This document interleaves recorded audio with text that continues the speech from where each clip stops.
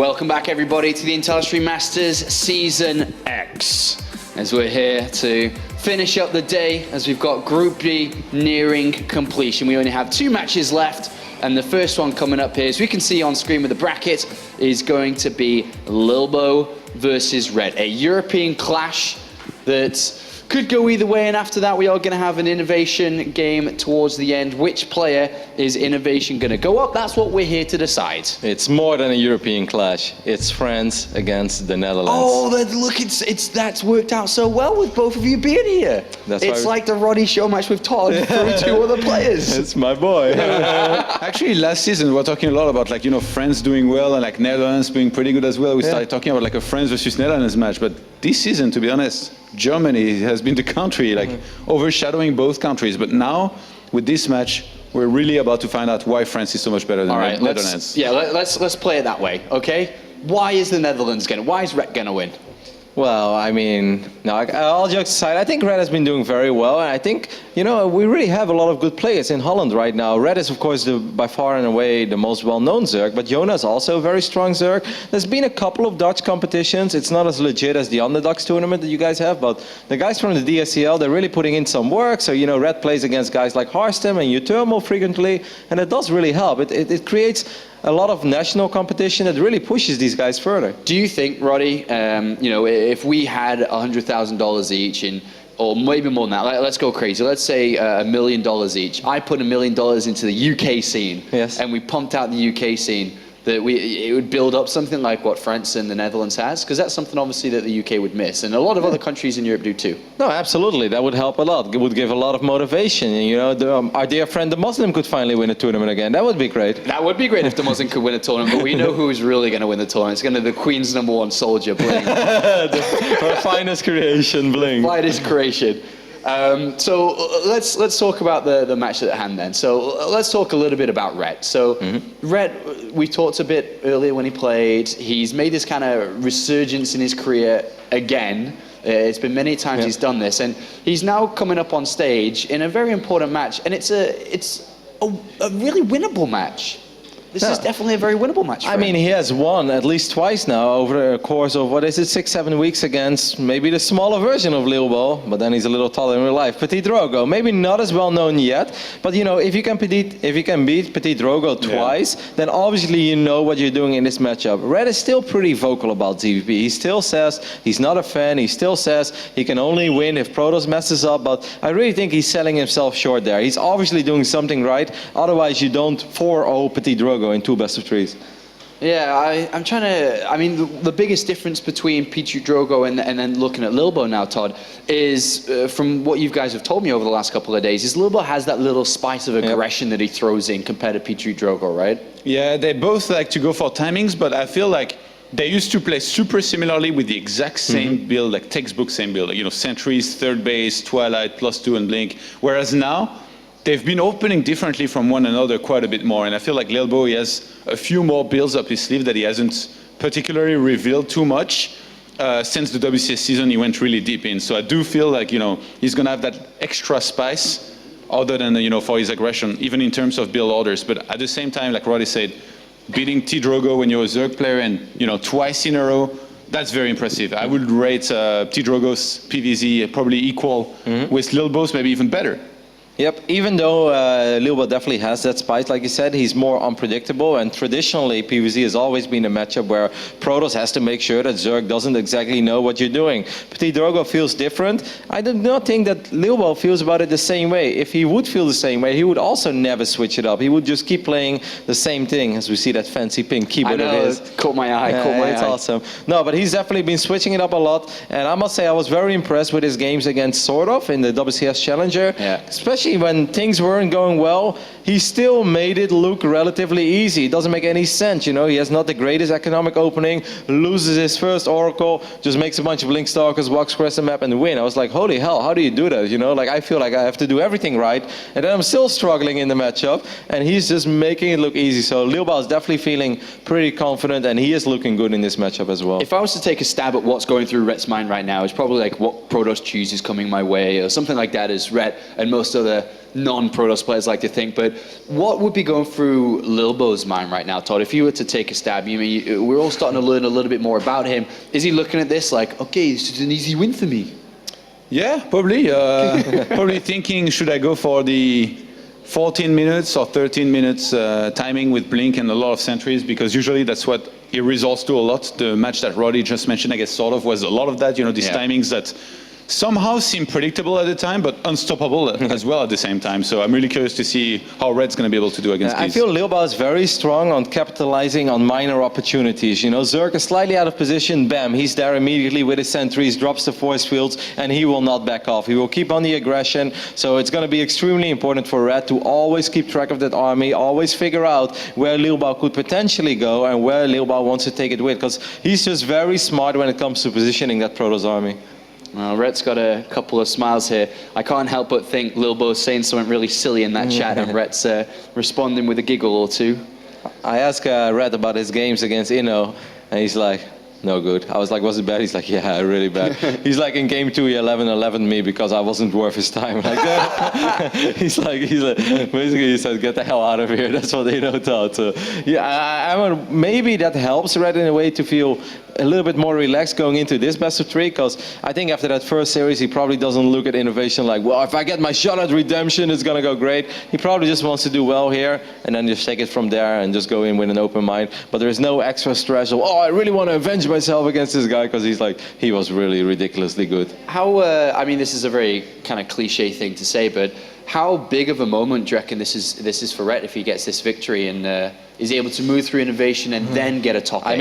If he makes it to the top 8, then it's absolutely massive, because then he makes it out of a very stacked group. But this individual best of 3, I don't really think that Red looks at it like this is a make it or break it moment. Obviously, he would love to win it, because it would look good on his track record over the last few months. Again, beating a guy that has been the runner-up of WCS Premier League, that always feels good. But it mostly comes down to that second best of 3, because 4th or 3rd in the group, well, you win an extra $50. That's great to get a couple of Subway sandwiches or whatever, but that's not what he plays StarCraft for. All right, well, Netherlands versus France and Todd versus Roddy in this one. It's going to be interesting to see how this one plays out, because I know there's going to be a lot of banter between these two during this game. But it's time to actually find out who will face up against Innovation. Rhett takes on Lilbow.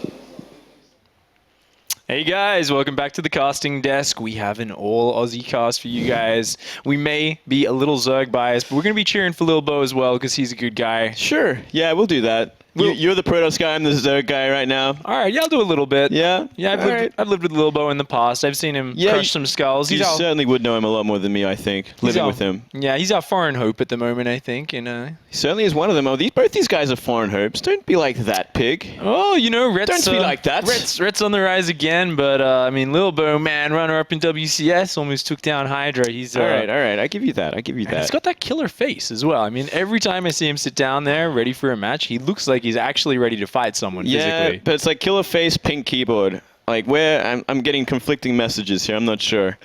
I don't know, man. I think it's just that, gotta show your style, gotta show your flair, right? Maybe the pink keyboard has the best mechanics on it. But first of all, he's gonna have to get through this Zerg player. Representing Team Liquid, spawning the right-hand side of Coda. This is Liquid's Rhett. King of drones. And up here in the top left, we do have the French Protoss player, Lilbow. I love the epic music on the second intro always. I always feel like, oh yeah. Yeah, I like it a lot. So I definitely say going into this, Lilbow is most likely the favorite. Considering his recent results, considering getting to those grand finals of WCS, and even taking it to Hydra. He's a very aggressive player. I remember that. I remember sitting down and watching those finals as well. He certainly is one of those aggressive Protoss players against Zerg. Yeah, he's so good, even in the defensive part of the game, but it is his aggression which often pushes through, and once he gets to the blink stalkers, the sentries, he pulls out his mighty baguette, things can get really powerful. However, he's actually good friends with Drogo, a fellow French player who Rhett beat yesterday. That's a good point. So Rhett's gonna have to use different tricks this game, and it looks like he's already got something crazy planned. Yeah, he's cooking up something damn interesting. That's a really quick gas, so he wants that link speed out quick smart. Unfortunately for him though, a quick scout across the map's gonna see this. But what do you think he's got planned? He's going to just apply pressure to the front. I guess it was a gateway opening, so there's no cannon or anything to deflect this easily. And it might even force him to invest in like the wall just a little bit further. This is really interesting because if we remember, Bly actually knocked out Drogo doing this sort of gateway on the low ground build that we've seen. And he did it with a speedling all in, but off a kind of weird hatch first sort of opening. This one, it's going to hit very, very early. But if Lilbow recognizes, look at that, he scouts that pool timing, he's got to say to himself, I just need to wall off, get out a Mothership Core or a bunch of Zealots as quickly as possible. Let's not prioritize the Nexus because Rhett's economy is so small here. Yeah, he cut a lot for this. I mean, it's going to also like force him, as we see right now, Forge is coming out as well as the Zealot, so he has no plans to go for that that early Nexus as he was planning. Still there, he's still going to get in due time, and I wonder from here, where does Rhett go? Really, looks like there's limited options. Like, it's like, okay, I got 6 things out, I got scouted, speed will be on the way, but I really just have to step back, start droning again, and just go into that natural. Going to apply some passive pressure there. It does delay the Nexus a lot, and having Ling speed does carry over throughout the game, giving map control. One of the things you've always got to ask yourself in this situation is, what are the subtle advantages? What are the sort of advantages that you don't see directly in economy? And one of it is information. Rhett should be able to control the information and deny Lilbow's scouting, but... You'd think so. As we say that, we look at the natural and that probe, just got a quick look at it. Tooling's going to be chasing it from here, but he's kind of seen everything he has to see. He's like, okay, the investment isn't gone too much further here. I can pull back. Probably going to lose that probe, but that's all it needed to do. Really smart play from Lilbow, realizing now, you know what, if you put that hatchery down after this kind of 11 gas, 11 pool sort of build, like, there's no way you can be hitting me with a really fast Baneling all in. I don't need to just kind of build a double wall or anything crazy, adding his Cybercore now and so on. And Rhett really has to just sit back, macro up, and take that little bit of an economic deficit that he's going to be going with. Yeah, and one also little bonus thing that probe saw was the fact that Ling speed did finish, so Rhett didn't cancel it, go into attack, go into just saving money and just going into an economic game from there. He actually committed to the Ling speed despite it being essentially completely shut down at this point. We see the benefits of that delayed information, even though we saw the natural, still dropping a second cannon. Lilbow not wanting to take any chances here. Meanwhile, Rhett dropping that third base, starting to drone up. And this is a situation where I think we get to start to see some of the mental fortitude. How good is Rhett's mindset right here? Because when you do an opening like this, you are hoping your opponent doesn't scout it. You're hoping they don't kind of get prepared. Certainly, yeah. Hasn't worked out the way he wanted. So how well does he have the build mapped out from here? How well is he going to transition? I guess he should feel pretty good. I mean, with that second cannon committal, as well as this pretty decent contain, as long as he stays on top of the minimap, you know, he keeps looking at where his overlords are, make sure no probes get on the map, so Lilbow cannot be aggressive like he wants to be. He should be in a pretty good spot, but he does have a lot of drones to catch up on. Interestingly, a couple of extra gateways going down for Lilbow. You know, looking at this, I gotta say, I think I know where Lilbow's mind is at right now. He's like, this guy can't beat me in a straight-up game. He's trying to do some early pool shenanigans. Guess what? I'm going to make 3 gateways. I'm going to make a whole bunch of sentries. And look at the positioning of the gateways, even creating a wall off behind the destructible rocks. He's just going to make a whole lot of sentries and probably move out to take that third base. Yeah. Really like the most typical kind of safe play here. It's Lilbow, he must feel very strong. Yeah, it makes a lot of sense too, because, you know, you already committed to a forge, so he can get an early +1, which will help out a great deal against any of these speedling shenanigans that can happen. So he has a lot of options opened up to him, and he can play that safe game that he desires, at least until he gets to the Baguette Protoss style. On the other side of things, Rhett has lost into Scouting Overlord, did supply block him just momentarily, and he is rushing straight up to lair because his Overlord at the natural poked in. He's seen all you're doing is building sentries, you're taking your gas geysers, there's nothing for me to really stress about right now. And Rhett is just looking at going straight to Hydralisk. He doesn't want to put himself down on a sort of redundant roach tech. He wants to go straight up. Ooh, and actually get his double evolution chamber. Ooh. That's a pretty good Roach Warren timing as well. You know, it should finish up nearly around the same time the Lair does, so he'll get speed out pretty quick, and I'm guessing it's just going to be straight to 1-1 Roaches, unless he wants to just, you know, have a safety Warren and go into Hydras with double upgrades, or even just Lings. Interestingly, in the open bracket, we did see one ZVP from Rhett where he did go into double upgraded Zerglings with some speed Roaches, I remember and then head into Ultralisks later, so it may be that style, but in that game, he had a bit more of an edge than this game. Doing it in this situation, it is going to be a lot harder. And the real scary point with this sort of build is before you get any Hive Tech out, before you get a big critical mass of Infestors, you're going to have upgraded Zerglings, sure, but they can't get through force fields. No. And if Lilbow does a big, like, 10 Sentry mass Stalker push, the Zergling Roach just is not what you need to defend against that. No, it's kind of weird that he chose this build when playing from behind in that sort of way. He's throwing down that Infestation Pit now as well, but you do see a little bit of a pressure onto the map with Lilbow, and there's sentries plus a recall available. It's going to force out a bunch of roaches and maybe some lings, but still, I got to agree with you here. It's everything's going to come a little bit later than Rhett will want it to. He looked great when he did it earlier in this tournament, but this time around he's going to be playing from a little bit further behind. Does get his roaches out just in time to deal with this. These sentries aren't really going to be able to do a lot. Ooh, Rhett might even get a sentry snipe. That's really nice, actually. Yeah. Being able to trade these roaches for sentries is really awesome. Forces the recall out. And, you know, Rhett has got 3 bases fully saturated, has got a 4th base going down. His recovery has actually been quite smooth here. And now being able to invest into these pathogen glands, these Zerglings, I think things are looking okay for him. But he does really need to be careful about, I think, maybe rushing towards Hive, getting something out to have that meaty late game army. I think he's kind of just waiting at this point. You know, he's like, okay, it's going to be coming my way. I know how this guy plays, and I'm ready for it. Look at that. Oh, beautiful donut there. No burrow to kind of slow this the death of the roaches down, so they're going to get caught out. I guess it absorbs a lot of the energy, though, so maybe just down the track it'll help out just a little bit when all these lings are finished and go for a surround. Oh, what a great scout there from Lilbow, spotting that Hive just as it starts. That's fantastic. That tells him he's only got about 2 minutes and a little bit longer than that until Ultralisks or Broodlords start to be a possibility. So a couple of minutes down the track, he's got to worry about those Infestors on the way for Rhett. Rhett moving out onto the map now. And Lilbow looking like he doesn't really want to diversify his tech just yet. Adding on a lot of gateways, a lot of blink stalkers, and a warp prism. I think we might just see a huge commitment with a blink pressure. Yeah, it's looking that way. Everything's kind of lining up. +2 about to finish. He's warping in more stalkers and moving out with a warp prism. So it looks like he is going to head towards it, try and get the damage done, at least hurt the economy before ultras are even an option. And I love the Lings ready for a counterattack. He was showing this last time he used this style as well. Right, very on point, very intelligent play here. Ooh, gonna catch a couple of Zealots there. Nice trade with those Zerglings. Anything Rhett can do to split up Lilbow's force is gonna be very beneficial for him. Meanwhile, Lilbow is adding a Templar Archives behind this. He's not all in with this, but he does want to get in here and trade off. He wants to try and kill a lot of the Zerg units before they get the 2-2 upgrades, before any of these Hive Tech units enter the fray.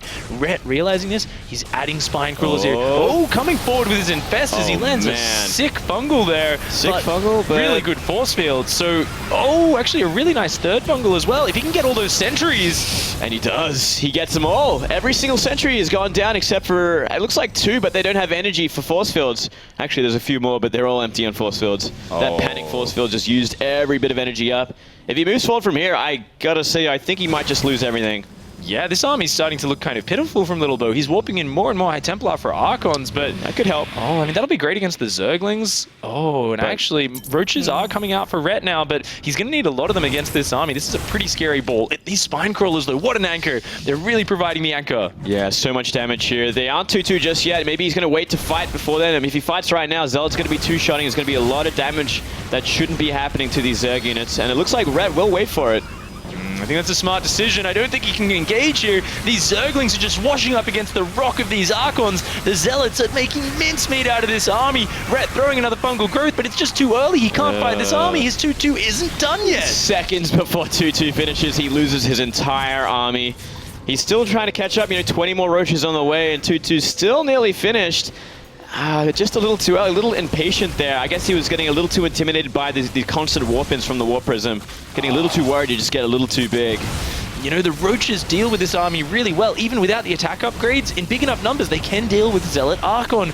But now he's lost so many units. He's actually down in supply against this Protoss ball, down in upgrades, at least for the Roaches anyway. Yeah. And this Protoss army is going to kill the third base. A couple of force fields here, just making the Zerg army filter in. Drones coming in with it. But drones aren't going to do anything against Zealot Archon. No, not up a ramp like this especially. No, nothing is going to really help there. And from here, Lilbow's army just gets bigger and bigger. No real damage happened to it except to the sentries after those initial fungals.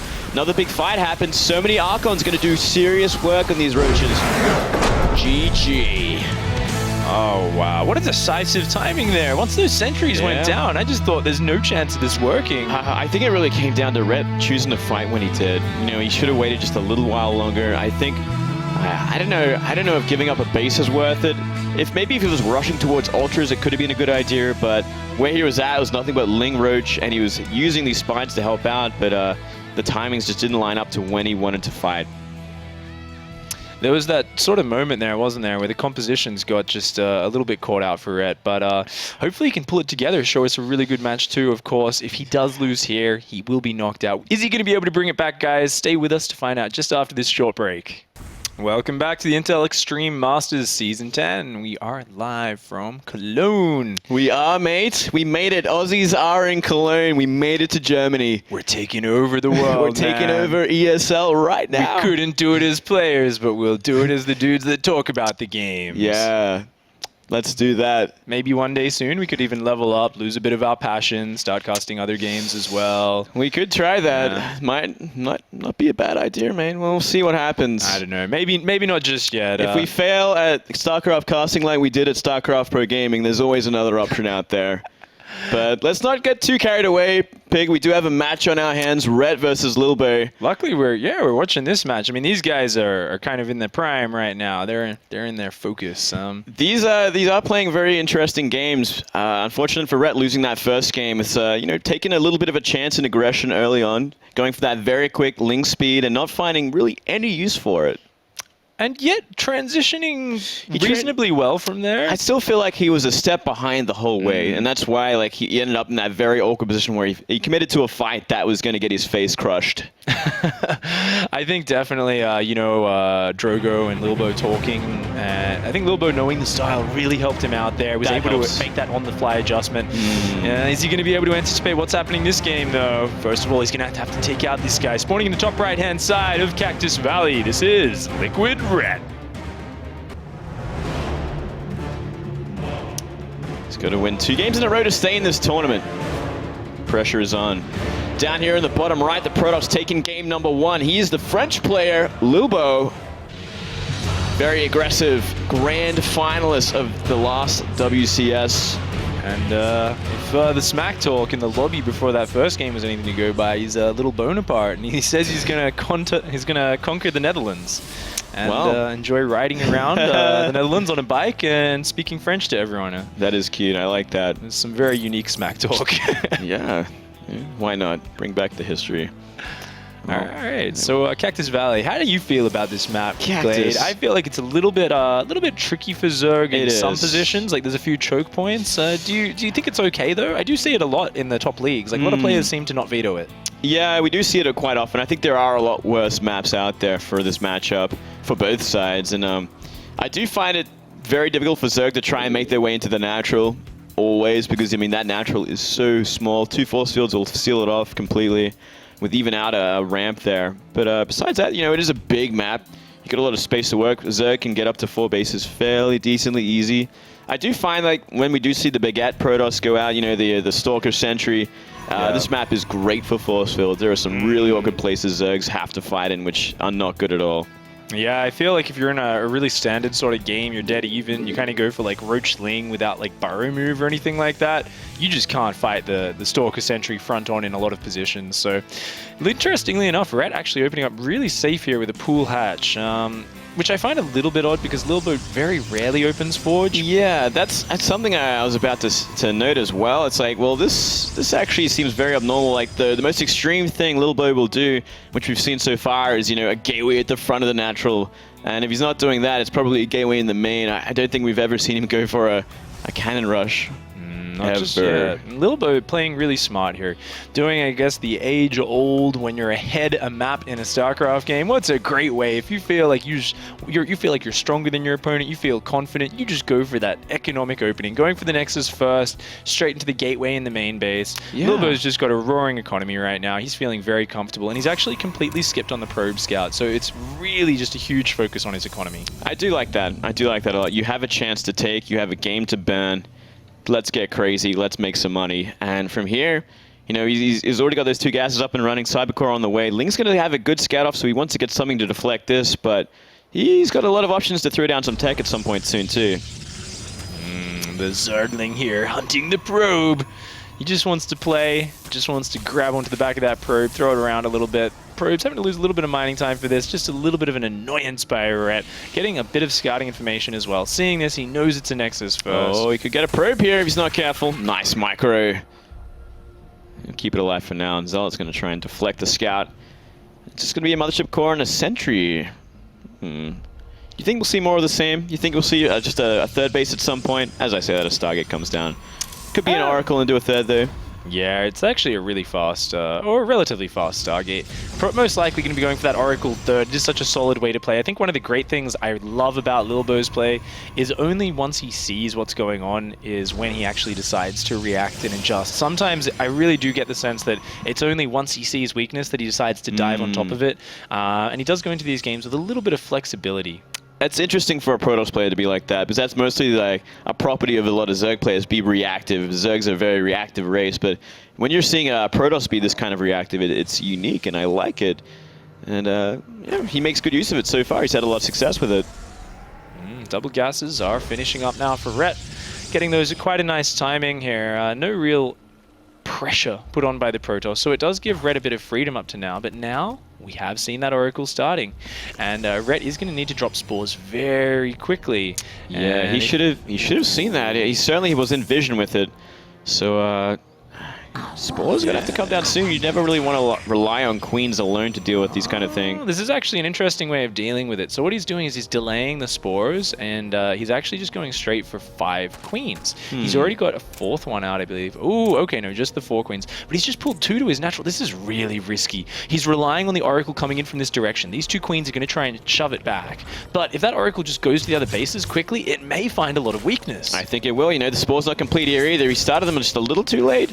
Still no committal from the Oracle though, so it looks like Rhett will get away with it. Yeah, really clever adjustment there. And, oh, it comes in, gets only 2 drone kills, and now it's so bruised. So actually a really efficient defense from Rhett. A lot of players would say just drop the spores nice and early, but you've got to remember, that's lost mining time. Each drone that goes into that, that's like an extra drone and a half in mineral cost, plus the drone that goes into it. It slows your economy down so much, and Rhett, the master of drones, the master of the game of drones. I was about to say, it's classic Rhett right there. The king of drones, like, waiting to the last second to put down a spore. Love it. And he's going straight into Hydras. We do have seen a lot of Ling Hydra timings on this map from a lot of successful Zerg players recently. Oh yeah, where's his drone count at right now, Moonglade? I'd love to see that. 58 drones. Looks like he could just stop here and go straight into a big swell of Hydra Zergling. A really cool style we've been seeing in Korea, not so much in Europe, is also getting a Spire behind this, getting out a small squad of Mutalisks and kind of floating those around, killing probes. We saw that a lot in the top 4 of GSL last season. You could name Curious and Biel. Biel's the king of that. He really threw that out there and had a lot of success with it. I love it. Look at this though. We are seeing that's a lot of sentries. A lot of aggression. I mean, they are sentries after all though. You can't be too afraid. But with an Oracle, maybe you can find some damage, at least some creep killing. This is really powerful. Just pressure to kind of maybe even force field a few Hydras. Oh, don't lose those queens, Rhett. Oh, nice little box of force fields. Those sentries are going to pick up a couple of queens for free. That's the on point, Hydras yeah. just kind of bouncing around behind the force fields. And Lilbow says, yeah, all right, you got Hydras out. Let's go home. Nice pickup. Oh, I do like that. 2 queens now remain, so he's going to be without a queen on 1 base for some time, damaging that production at a very important time for Rhett. You know, he is making nothing but Hydras right now, and we'll go into Lings behind that when those injects pop. So he is looking for that timing, but he slowed it down nicely. I like it. This has been slowed down a lot here. Rhett's pushing across the map with these Hydras. There doesn't seem to be much plan besides Hydra Ling off 3 base saturation right now. No 4th base, no tech behind this. It is all about this big swell of Hydra Zergling right now and what Rhett can make happen with it. This is so irritating for him because he wants to surprise Lilbow if he can. But look at this. There's these white triangles of Protoss vision just chilling on top of these Hydralisks, and it just means Lilbow is always going to be so prepared for whatever is coming his direction. Yeah, and from here he's just doing nothing but massing units. He's making more gateways behind it, warping in, sitting at a choke point. That is so hard for Hydras or any sort of Zerg unit to get in unless they're Ultralisks or Broodlords, and they aren't on the map. Oh, such patient play from Lilbow. I love this Phoenix over here on the right-hand side. He says, you know what? I have I figured out what you're about, Rhett. You want to kill me, and you want to kill me fast. I just am going to keep making units. I am going to defend him. Oh, actually moving out. Quite ballsy. Rhett's now pushing around the left-hand side flank with the other half of his army. Oh, another hallucinated Phoenix. Oh, look at this. Just fantastic scouting from Lilbow. So well prepared. He's no stranger to this kind of aggression, so he's going to try and cut out half the army, destroy it, then come back for the rest. I do like it, but if he gets put out of position too far and these Hydra Ling on the right side come into the natural, it's going to be a bad fight for him. Oh, it looks like Rhett's army is actually swinging around to come through the north side of this choke point. He's actually forcing Lilbow to come into his Hydras. No. Oh, the blink on top of the Hydras. There's enough Stalkers to kill them very quickly, but he's losing a lot of Stalkers in the trade. This is a pretty good fight for Rhett so far. It's not bad at all. You know, he's force fielding out a lot of the Hydras up north there. As he run out of force fields, he's actually letting some of them in. He's got to be careful here. Another really good blink on the right-hand side. That time only losing 1 or 2 Stalkers and shutting down that big ball of Hydras. Suddenly the supply is looking so much closer. There's just so many Stalkers here. The Hydras are drifting in so slowly. They're so immobile. They're so slow. Oh, there was just never that many Zerglings to support as well. There was never the really mobile part of the army. And Lilbow is being so decisive hopping on top of this. Yeah, the army just got cut up so much, you know, going from all sides like that. And Lilbow with the fantastic hallucination scouting was jumping on each side, and GG just like that. Lilbow takes a 2-0 victory. Oh, a simple, clean, crisp win there. That, I mean, you can see it there. He's just like, no sweat. I knew exactly what I wanted to do those games. I picked up on how my opponent was playing, and he really just reacted perfectly to those aggressive strategies. Absolutely brilliant play. You know, that scouting, the hallucination scouting was just, it really won him the game, as he knew exactly where he was getting flanked from and how he could jump on top of it with Blink Stalkers. Great read early on as well, and from there, you know, just shutting down that build. Hard map to play on, hard map to be aggressive on with any race, really, with those choke points. Yeah, there was that moment where it was looking so close for Rhett, and maybe if there was just a few more Zerglings flooding in at the right moment, there could have been, you know, the blink on one half, and then a few more Lings and Hydras come in, and suddenly it turns around on the Protoss player, as we've seen happen so much in the past. It was close, you know, a lot of Stalkers went down when he blinked forwards like that. If there wasn't like another Hydra force from the top side, if they weren't completely zoned out, or if, you know, Hydras from the left side came in a little bit further in, there were opportunities there, but just getting caught out just a little too much and losing too much too early. Yeah, it's one of those things where you always want to push in at the moment, I think, in the metagame against Protoss, right? Like, you feel this sort of pressure to do that. But I think Lilbow is just like, almost could see into Rhett's mind, and he's like, well, I can tell what you're doing from these strategies. I was probably already thinking from how you played yesterday in the open bracket. This is the way you're going to try and play against my race. So I think he just played very carefully, very calmly, and it's not very often you can do that in a tournament where you can kind of just see into your opponent's mind and say, I'm just going to play super safe. Hey, I mean, it helps when you have a revelation on most of the army coming your way as well. That actually puts so much pressure on the Zerg player, on Rhett, like to actually make a move. It's like, well, you know what I'm doing. You see my army. I have to make something happen sooner because you're just going to be sitting there preparing from now onwards. Yeah, exactly. It's just such a hard position. A really powerful game there from Lilbow, of course, taking that very, very decisively. Not sure if they're actually ready for the interview just yet. We will talk a little bit more about Protoss and Zerg. You know, Lilbow is looking fantastic so far, and now he's going to go up against Innovation. Oh, man. That's going to be a scary matchup. I think he's been mentally preparing for it. Let's hear from the man himself. Sean, take it away. Thank you very much, Aussies. Hope you enjoyed casting together. I'm now joined by my dear friend Todd, and of course Lilbow. Congratulations on your victory. Thank you. I know it's not over yet. You've still got a big game to go ahead of you, so we'll talk about that in a minute. But let's talk a little bit about your day so far. We haven't had you up here. So you started off pretty decent. You know, obviously the first map earlier on against Fantasy. How did you think that series went down in your own mind?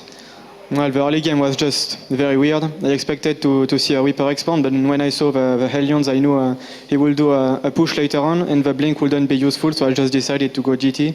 And the GT just worked very well, so from there I was a bit ahead, and I could just end the game later.